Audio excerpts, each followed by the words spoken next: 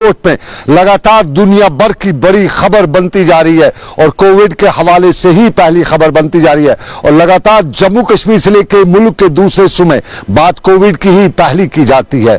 जम्मू कश्मीर के लोग मुल्क की मुख्तलिफ रियासतों में परेशान थे और पिछले कई दिनों से कोशिशें की जा रही थी, बताया जा रहा था सरकार को कि इन्हें वापस लाया जाए और इसी वापस लाए जाने के इकदाम को शुरू करते हुए जम्मू कश्मीर भी आज रियासत के मुख्तलिफ हिस्सों से, मुल्क के मुख्तलिफ हिस्सों से लोगों को आना शुरू हो चुका है और आज भी करीबन 6000 लोग श्रीनगर भी पहुंचे। श्रीनगर के टीआरसी का मंजर कुछ इस तरह का था।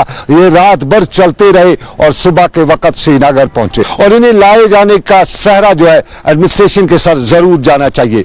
जो मुल्क की जब रियासतों में मुख्तलिफ जगहों पर ये थे तब हमें भी कॉल करते थे, हमें बता रहे थे कि हम परेशानी के आलम से दो चार हैं, लेकिन श्रीनगर पहुंचने के बाद भी इन्होंने वही रोना रोया और यही बताया कि आज भी कसम पुर्सी के आलम में परेशानी से यहाँ पे भी दो चार है। सूरत हाल इन्होंने कुछ इस तरह से बयान की, हमारे साथ बात करते हुए कुछ यूं बताया कि उधर भी परेशानी इधर भी परेशानी।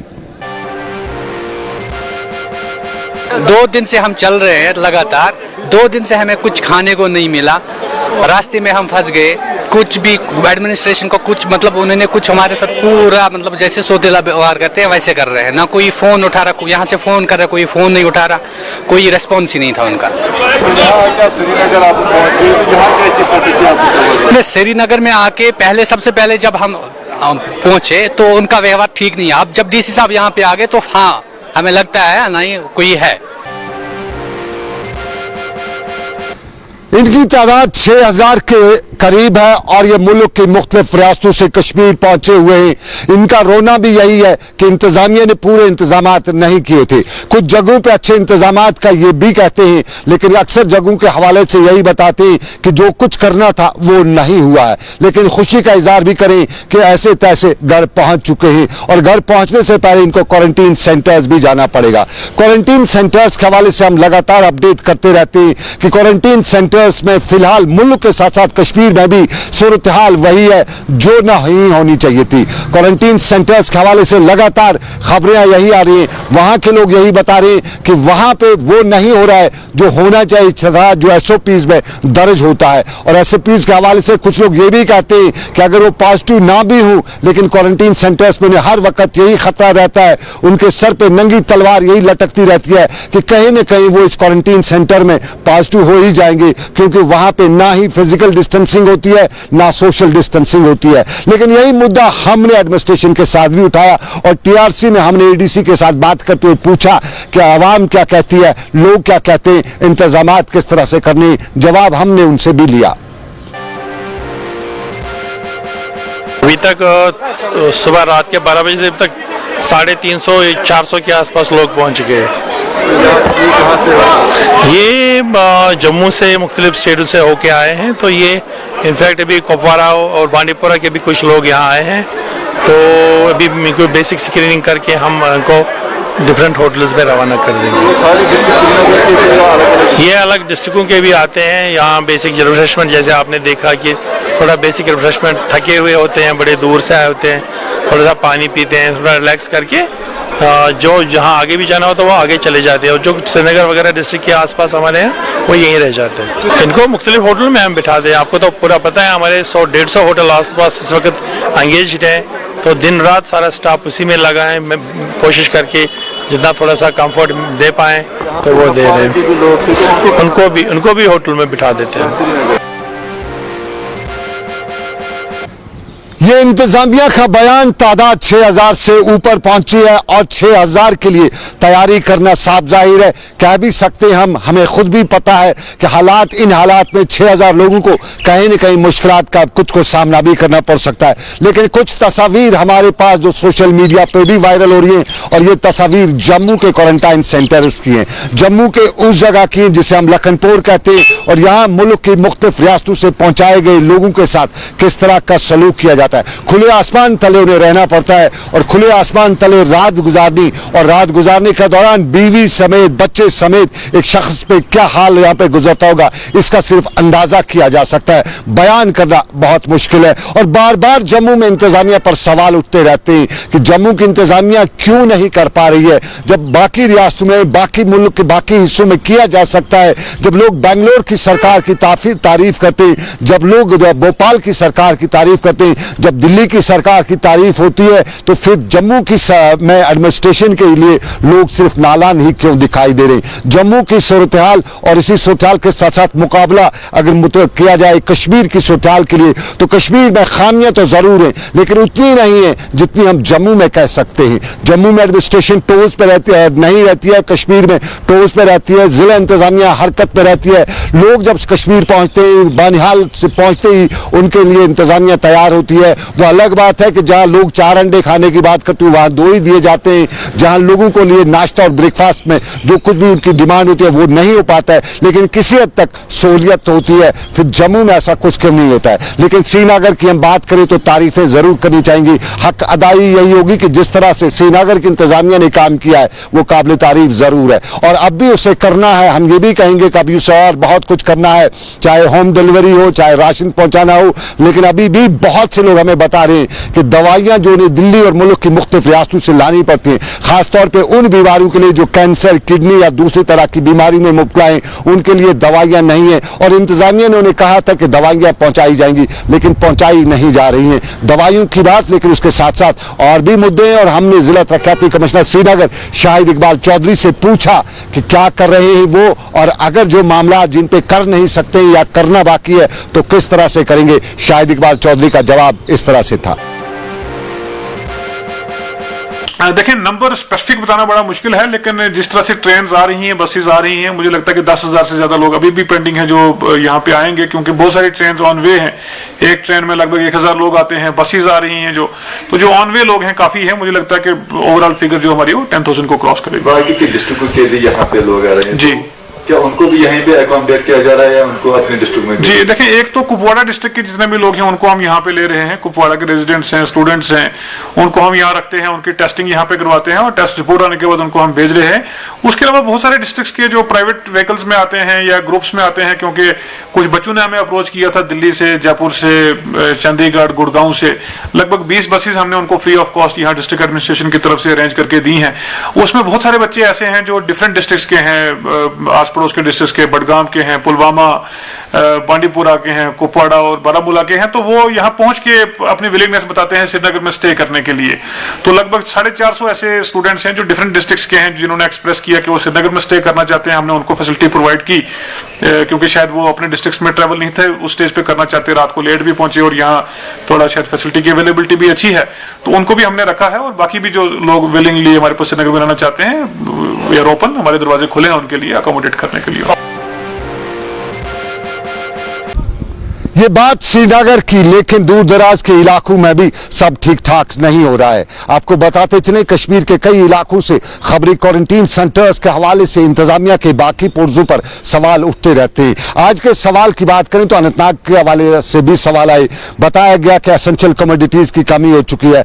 कुपवाड़ा से भी यही सूरत आई, बारामूला से भी यही बताया गया और बडगाम से भी यही कुछ कहा गया। दूर दराज के इलाकों में, दूर दराज के डिस्ट्रिक्टों से लगातार खबरें यही आ रही हैं। गांधरबल में अच्छी खबर आ रही है, गांधरबल के इलाके में खबरें तो अच्छी आ रही है, इंतजामिया पहुंच रही है, लेकिन सोशल डिस्टेंसिंग गांधरबल के हवाले से खबरें यही आ रही हैं कि नहीं हो पा रही है। और एक बड़ी तादाद में जो ट्रक्स को करगिल के लिए, लद्दाख के लिए रवाना किया जाता है, उस दौरान बहुत से मामला जो हैं वो कहीं ना कहीं सोशल डिस्टेंसिंग से दूर दिखाई दिए जाते हैं। लेकिन अनंतनाग में क्या कुछ सूरत हाल है, साउथ कश्मीर के मुख्तलिफ इलाकों में क्या कुछ सूरत हाल है, पुलवामा में जो आज बाद दोपहर सूरत हाल बनी थी उस दौरान बाकी कुछ भी देखने को मिला, लेकिन पुलवामा के साथ साथ नजदीक के इलाकों की सूरत हाल बहुत ही बताया जाता है कि आवाम को बहुत मुश्किलात का सामना करना पड़ता है। पुलवामा से लेकर अनंतनाग और अनंतनाग से लेकर शोपियां और कुलगाम तक की सूरत हाल के दौरान यह भी बताया जाता है कि गैर कश्मीरी जो यहाँ पे मौजूद हैं उनके लिए बुनियादी सहूलियात फराहम नहीं हो सकी हैं। और इन्हीं गैर कश्मीरी से लेकर दूसरे बुनियादी सहूलियात की सूरत हाल जाने के लिए हम सीधा अनंतनाग चलते हैं फिदा हुसैन के पास। फिदा, आप जानते हैं जमीनी हकायक, ग्राउंड पे आप काम करते हैं, तफसील से हमें बताइए क्या कुछ सूरत-ए-हाल है, इलाके की सिचुएशन क्या है, एसेंशियल कमोडिटीज की, और महंगाई कितनी मार रही है। देखिए सनम, मैं आपको बता दूं कि अगर हम कोविड-19 की बात करें थे, जिसने हाहाकार मचा के रखा है यहाँ पे जनूबी कश्मीर के जिला अनंतनाग में, क्योंकि जिला अनंतनाग एक ऐसा जिला था जहाँ पे एक भी केस जो है वो सामने नहीं आया था, लेकिन उसके बाद जिस तरह से जिला अनंतनाग में केसेस सामने आए और उन्होंने यहाँ पर जो है ट्रिपल फिगर भी पार कर लिया है, जिससे आम लोगों में काफी ज्यादा तशवीश की लहर जो है वो दौड़ पड़ी है। हालांकि जिला इंतजामिया, पुलिस पहले ही लोगों को समझाती आ रही कि लॉकडाउन जो है सिर्फ आप लोगों के लिए, आप इसका जो है सपोर्ट करिए, घरों में बैठिए, बाहर ना आए। लेकिन कहीं ना कहीं पर जिन लोगों ने यहाँ पर ट्रैवल हिस्ट्री छुपा के रखी थी, उसका ये आज जो है उसका जो आज नतीजा है वो सामने है। लेकिन अभी भी डॉक्टर कहते हैं लोगों से कि जो अभी वहां से बाहर से आए हुए लोग हैं उनसे कहते हैं कि वो अपनी ट्रैवल हिस्ट्री ना छुपाए, हमारे सामने वो रखे। अगर आपको भले ही 14 दिन की क्वारंटीन में रहना है, लेकिन उसके बाद भी आप अपनी ट्रैवल हिस्ट्री ना छुपाए, उसके बाद यहाँ पे बहुत ज्यादा नुकसान होता है।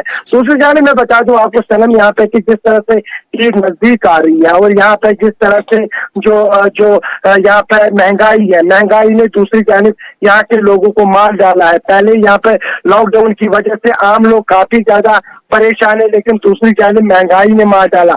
आप जाओ यहाँ पे मुर्गा हासिल करने के लिए तो वहां पर आपको 150-160 का वहां पे मुर्गा देते हैं, लेकिन जब आज यहाँ पे CAPD महकमा जो है मुतारिफ हुआ, उन्होंने आज टनल के इस बार एक टीम रखी है और जितनी भी गाड़ियां वहां से आई उनके रेट लिस्ट जब चेक किए गए तो वहां से 90 या 95 रुपए का जो मुर्गा है वो वहां से उनको मिलता है, लेकिन यहाँ पे 150-160 में भेजा जाता है। नहीं, अगर मीट की भी बात करें तो मीट भी जो है वो 600 रुपए यहाँ पे बिकता है, जिसकी वजह से आम लोगों को काफी ज्यादा परेशानियों का सामना करना पड़ता है। एडमिनिस्ट्रेशन कोई काम नहीं करी है वहां पर, एडमिनिस्ट्रेशन इस चीजों पर रोकथाम के लिए क्या कर रही है? बिल्कुल, जब गुलिस्तान न्यूज ने ये मामला जिला इंतजामिया के साथ उठाया तो जिला इंतजामिया ने एक टीम बनाई। खुद भी जब हमने ये मामला डायरेक्टर CAPD के साथ जब उठाया तो उन्होंने कहा कि जो इनकी एनफोर्समेंट टीम है वो कहाँ है, वो कहीं पे नजर नहीं आ रही है। तो उन्होंने यकीन दिलाया कि आप देख लीजिए कि 5 और 7 दिनों के अंदर अंदर यहाँ पर हम जितने भी गिरा फरोश है उनको बख्शा नहीं जाएगा, उनको यहाँ पे सजा दी जाएगी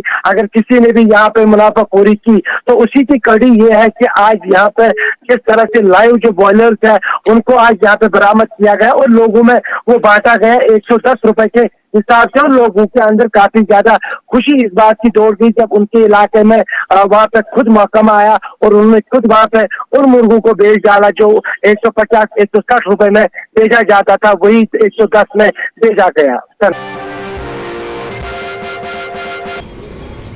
महंगाई मार रही है। बहुत शुक्रिया फिदा हुसैन, आपने जिस तरह बताया कि महंगाई है इलाके में और लोगों को काफ़ी परेशान होना पड़ रहा है, लेकिन परेशानी के कई मामलात भी हैं। चाडूरा के इलाके के हवाले से, क्वारंटीन सेंटर के हवाले से खबर आप तक पहुंची होगी और ये खबर आप जानते हैं कि वहां पे इल्ज़ाम यही है कि क्वारंटीन सेंटर के अंदर जो लोग बंद हैं उनकी पिटाई की गई, उनको मारा पीटा गया। और हमें कल पुलवामा के हवाले से खबर आई थी कि वहां भी क्वारंटीन सेंटर्स पर लोगों के साथ सख्त गलत सलूक किया गया। इल्ज़ाम उन पर यही लगाया कि उन्होंने मीडिया को अंदर की जानकारी दी थी, उस पर उनकी ये कहा गया इन हकाइक की या इन इल्जामात की हमें तस्दीक नहीं हो सकी है, लेकिन मुकामी लोगों ने फोन करके बताया कि उन्हें अताब का निशाना बनाया गया। क्वारंटीन सेंटर्स के हवाले से सवालात उठते रहते हैं और बहुत से लोग ये भी कहते हैं कि जानबूझकर क्वारंटीन सेंटर्स को कैद खानों से बुरा बनाया जा रहा है, कैद खानों से बदतर बनाया जा रहा है। और बहुत से क्वारंटीन सेंटर्स के हवाले से अक्सर लोगों का इल्जाम यही है कि जो यहाँ नेगेटिव भी हो उसको पॉजिटिव किया जाता है, क्योंकि वहां किसी भी तरह का ख्याल नहीं रखा जाता है। और हम इन्हीं मुद्दों और मामलात पर बात करते रहते हैं, लेकिन आपको बताएं कि कश्मीर की ऑफिशियल लैंग्वेज जो है उर्दू है, कश्मीरी बोली जाती है, हिंदी भी बोली जाती है, अंग्रेजी भी बोली और समझी जाती है। लेकिन आपको अब हम ये वीडियो दिखा रहे हैं और इस वीडियो में आवाज को आप पहचान गए तो हम आपको जाने। जरा आप गौर से सुनिए वीडियो, आवाज समझिए, सुनिए और समझिए कौन सी लैंग्वेज है। जी इस रोड पे रखिए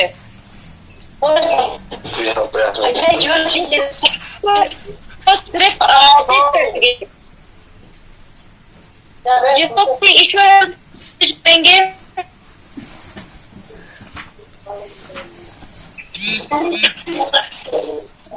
ये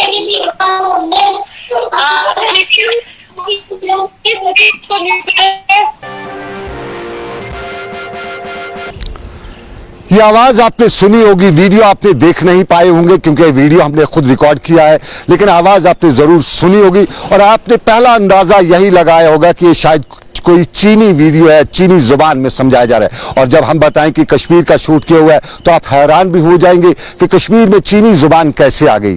तो बिल्कुल नाज़रीन तक ये बात हम जरूर पहुंचाना चाहेंगे कि ये चीनी जुबान नहीं है, ये हमारे ऑनलाइन स्कूल टीचर्स जो हैं वो हमारे बच्चों को पढ़ा रही है। और ये यहाँ पे आप ये भी आप कहें कि हमारे टीचर्स चीनी जुबान में कब से पढ़ाने लगे, शायद आपको हैरत होगा, लेकिन ये हैरत का मुकाम इसलिए है कि ये चीनी जुबान में नहीं पढ़ा रही है, बल्कि आपको इंटरनेट पे उर्दू, हिंदी, कश्मीरी और अंग्रेजी जुबान में पढ़ा रही है। लेकिन 4G का मामला और 2G के मामले में हमारा जो मोबाइल अटका हुआ है उसमें जुबान जो है वो बदल रही है, चीनी जुबान नहीं है बल्कि ये कश्मीरी और उर्दू की जुबान है। अब 4G और 2G ने इसको 4G चीनी जुबान में बदल के रखा हुआ है और चीनी जुबान में हमारे बच्चे क्या समझे होंगे, क्या समझते होंगे, ये आप खुद अंदाजा कर सकते हैं। हमारे बच्चों को तालीम दी जा रही है और ये तालीम इंटरनेट के जरिए दी जा रही है, लेकिन कैसी तालीम दी रही है, वो क्या समझ रहे होंगे, आप जरा अंदाजा कीजिए। ये वीडियो मैं उन लोगों के लिए प्ले कर रहा हूं, अरबाब इक़दार के उन लोगों के लिए जो कश्मीर की सिचुएशन को बहाना बना के यहाँ 2G और 4G के मामले में रोड़े अटका रहे हैं। तो ये वीडियो एक बार फिर प्ले करते हुए हम अरबाब इक़दार तक ये बात पहुंचाना चाहते हैं कि अगर इस उस्ताद ने जो कुछ भी पढ़ाया है या पढ़ा रही है, अगर आपको समझ आ रहा है तो आप 4G के टोटल इंटरनेट को बंद कर दीजिए, कश्मीरी गुजारा कर लेंगे। लेकिन कश्मीरियों को इस 2G और 4G के बीच में फंसा के जहनी तौर पर अजाब से दो चार मत कीजिएगा।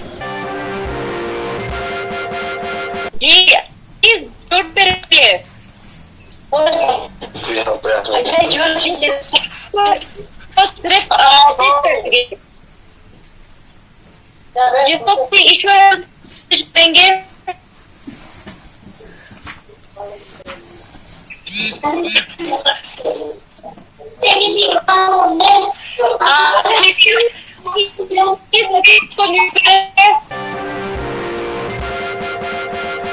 तो चलिए ये मामला जुबान का, बिल्कुल आपको बताते चले, जुबान कश्मीरी है, जुबान उर्दू है, जुबान हिंदी है, जुबान अंग्रेजी है, चीनी जुबान कश्मीर में नहीं चलती है। और ये वीडियो में आपको जो जुबान आपने सुनी, जो भाषा, जो लैंग्वेज आपने सुनी, ये बिल्कुल लोकल लैंग्वेज है, चीनी नहीं है, बिल्कुल है। लेकिन मोबाइल ने, इंटरनेट की स्पीड ने इसको चीनी बना दिया है और हमारे बच्चे जो ऑनलाइन क्लासेस ले रहे हैं उनको चीनी जुबान समझ नहीं आती है। फिर वो जब जुबान ही समझ नहीं आ रही होगी तो वो क्या समझते होंगे ऑनलाइन क्लासेस के दौरान। ये एक पहलू जिस पर गौर करने की जरूरत है, लेकिन हम दूसरे पहलू पर भी चलेंगे। और दूसरे पहलू में जहां कश्मीरी मुल्क की मुख्तलिफ रियासतों में परेशान हो रहे, वहां मुल्क की मुख्तलिफ रियासतों से आए कश्मीर लोग जो हैं वो कश्मीर में भी बंद हैं, जम्मू में भी बंद हैं, वो भी वापस जाना चाहते हैं। और पुंछ हवेली में आज इस मुद्दे को लेकर, आज सुरनकोट में, माफ कीजिएगा, गैर कश्मीरी, गैर JNK के रेजिडेंट्स ने एक मुजाहरा करने की कोशिश भी की और बताया कि वहां उन्हें बुनियादी सहूलियात फराहम नहीं हो रही है, उन्हें वापस निकालने की उन्हें गुजारिश की। और ये मुजाहरा पुंछ, जम्मू के सुरनकोट के इलाके, राजौरी के सुरनकोट के इलाके में उन गैर कश्मीरी मजदूरों ने किया जो मजबूरी के आलम में फंसे हुए हैं। मैं जिला लखीमपुर खीरी यूपी से रहने वाला हूँ। इधर सुरनकोट में मुझे लगभग जब से लॉकडाउन है तब से फंसे पड़े हैं। ना मुझे खाने के लिए कोई मिलता है सामान, ना मुझे पीने के लिए मिलता है, ना कोई सिस्टम है, ना घर जाने के लिए कोई सुनवाई होती है। तहसील में आते हैं तो यहाँ से बस कार्रवाई करके चले जाते हैं, कुछ नहीं होता, उसके बाद सीधा वापस फिर आते हैं, फिर कोई कार्रवाई नहीं होती है। सर मुझे किसी तरह यूपी भेज दिया जाए। मैं सर नरेंद्र मोदी जी और योगी आदित्यनाथ सर से रिक्वेस्ट करता हूं कि हम लोगों को जल्द से जल्द यूपी बुला लिया जाए। हम लोग यहाँ बहुत बुरी तरह से फंसे पड़े हैं सर। ये राजौरी पुंछ के इलाके की खबर, सुरनकोट के इलाके की खबर, और सुरनकोट के साथ साथ राजौरी की जब आप बात बताएं तो वहां लॉकडाउन का असर पिछले 2 दिनों से कुछ नहीं देखा जा रहा है। बताया जाता है कि मार्केट खुला होता है, भीड़ होती है, हर तरफ अफरा तफरी का आलम होता है, यूं लगते हैं कि पुराने दिन लौट आए हैं, कोविड का कोई खतरा नहीं है। तो लेकिन उस साले के बीच में वहां की इंतजामिया पे सवाल उठता है। आज जुम्मे का दिन था, किसी भी मस्जिद में नमाज की इजाजत नहीं दी गई। हद यह है, नमाज की इजाजत नहीं दी गई, दफा 144 भी नाफिज है। फिर ये भीड़ क्यों नहीं रोकी जा सकती है? क्योंकि अभी राजौरी तो शांत है, लेकिन कहीं न कहीं इस भीड़ में कोई तूफान न हो, कोई ऐसा टाइम बॉम्ब न हो जो फट जाए और ये कोविड का वायरस